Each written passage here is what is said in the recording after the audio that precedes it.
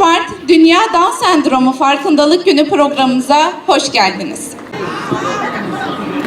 Bu nedenden dolayı her yıl 3. ayın 21. günü sendromu tedavi edilmesi gereken bir hastalık değil, arkadaş edinebilir, okula gidebilir, iş edinebilir, hayatları ve gelecekleri için karar verebilirler.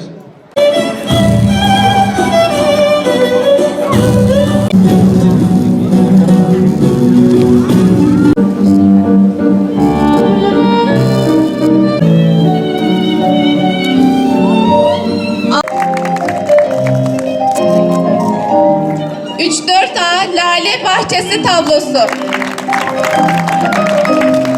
1A.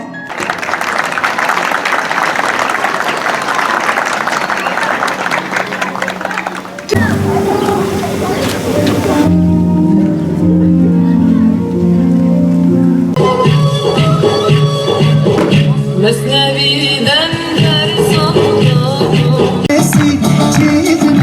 Çizmesi ne hoş olur baktım senle, ne hoş olur.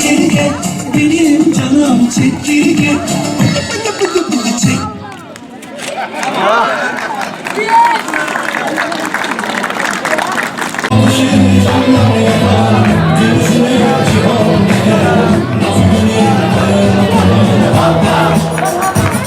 Duygumu ifade ederek başlamak istiyorum.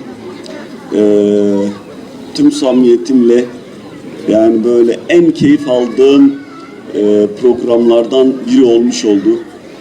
Bu güzel programı hazırlayan bütün öğretmenlerimize, okul idaremize, öğrencilerimizin bakıcılarına, değerli özellikle öğretmenlerimize çok çok teşekkür ediyorum. Tebrik ediyorum. İyi ki varsınız. Şöyle bir gözlemim oldu. Sene başından bu yana çok muazzam bir öğrencilerimizin farkı olmuş. Biz aynı zamanda bir veli olarak özel eğitim gereksinimli olmayan öğrencilerle, çocuklarla bile ilgilenmenin zaman zaman zorluğunu kendimiz görüyoruz. Velilerimiz için bu meşakkatı hepimiz biliyoruz.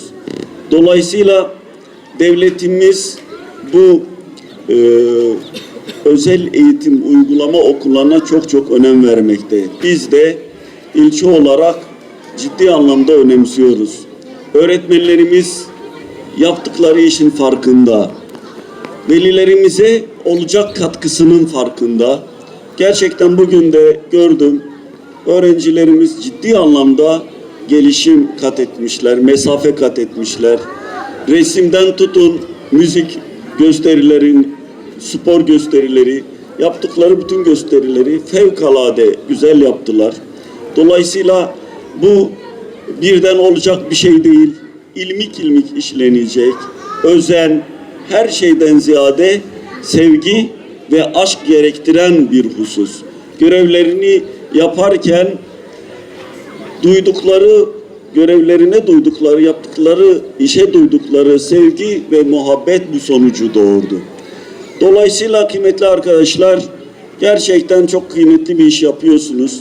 Elbette bir kamu görevlisi olarak işimizi yapıyoruz ama aynı zamanda yaptığınız işten değerli öğretmenlerin büyük bir sevap alıyorsunuz, dua alıyorsunuz. Sizleri tekrardan tebrik ediyorum. Kıymetli arkadaşlar, ilçe olarak da şöyle bir hedefimiz var.